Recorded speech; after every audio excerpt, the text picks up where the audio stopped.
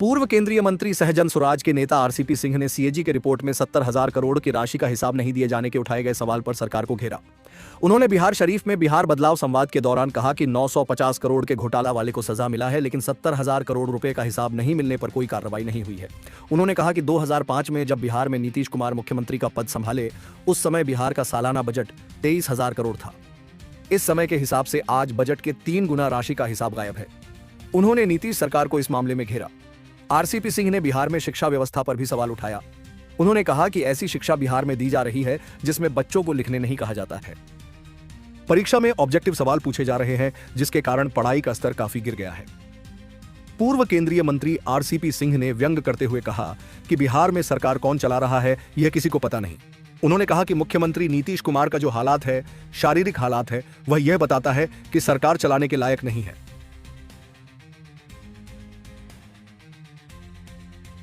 चीज होता है, आप जब कोई खर्च करते हैं उसका अकाउंट्स बनता है, और जब आप कोई अकाउंट्स बनाते हैं तो उसका रिकन्सिलिएशन होना चाहिए। अगर आपने कोई खर्च किया, अकाउंट का रिकन्सिलिएशन नहीं हुआ है तो माना जाता है कि वो गबन हो गया। तो भाई ये जो 70,000 करोड़ का जो सीएजी की रिपोर्ट आ रही है, ये गंभीर बात है। और भाई इसमें तो पूरी की पूरी आप जानते हैं कमेटी होती है, उसको देखना चाहिए। और अगर कहीं रिकन्सिलिएशन ऑफ अकाउंट्स की बात है तो उसको ठीक करना चाहिए, लेकिन कहीं अगर गबन की बात है, अगर हेरा फेरी की बात है और गड़बड़ी की बात है तो उसमें जो भी दोषी है उस पर सख्त कार्रवाई होनी चाहिए। सरकार की ओर से अब तक इस मामले में कोई जवाब नहीं आया है, तो सरकार को तो जवाब देना पड़ेगा ना, आज नहीं तो कल उनको तो देना ही पड़ेगा। लगातार जो आयोग का गठन हो रहा है चुनाव से पहले तो होता नहीं था। अरे सुनिए जरा, ये आयोग याद करिए, मैं तो था साथ में। आयोग का जो गठन हुआ है ना, उसमें उसका उद्देश्य क्या होता है कि जो सरकारी कार्य हैं उनका ठीक से अनुश्रवण हो, इसके लिए जनप्रतिनिधियों की एक कमेटी रहती है। तो प्रदेश में बहुत सारे आयोग बने, तो नीतीश बाबू ने क्यों नहीं पहले इसको भरा? भाई उनको देखना चाहिए। तो मैंने एक बार नहीं कई बार उनसे कहा था कि मुख्यमंत्री और मंत्री का पद खाली नहीं रहता है, लेकिन आयोग के पद खाली क्यों रहते हैं? चूंकि नेता लोग निर्णय नहीं ले पाते हैं, और अब चुनाव का समय आया, कार्यकर्ताओं का दबाव पड़ा कि अब तक तो सरकार ने कुछ दिया नहीं, तो भागता भूत का लंगोटी। तो चलो भाई अब सरकार का अंतिम है तो आयोग बना दीजिए, तो 2 आदमी को बनाइएगा और 2000 लोग नाराज होगा। तो क्या आयोग 2025 से 30 पे नीतीश का नारा लगा रही है? देखिए अब भाई वो सत्ता में 20 साल से है तो नारा क्या लगाएगा, लेकिन नीतीश बाबू का जो हाव भाव है, जो उनकी शारीरिक स्थिति है, वो बिहार के सब लोग जानते हैं कि वो स्थिति में नहीं है। क्या लगता है बीजेपी सरकार चला रही है? देखिए सरकार कौन चला रही है वो किसी को नहीं पता।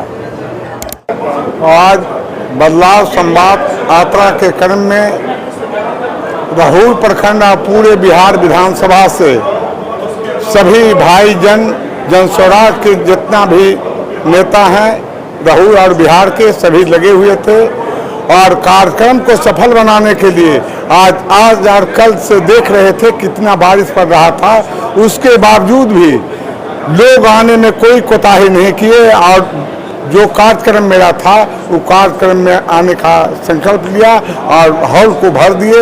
इससे सभी राहुल वासी और बिहार विधानसभा के सभी कार्यकर्ताओं को मैं अपने दिल से धन्यवाद देना चाहता हूं। और जो कार्यक्रम हुआ, ये बिहार बदलाव संवाद यात्रा, ये बहुत बड़ा चीज है।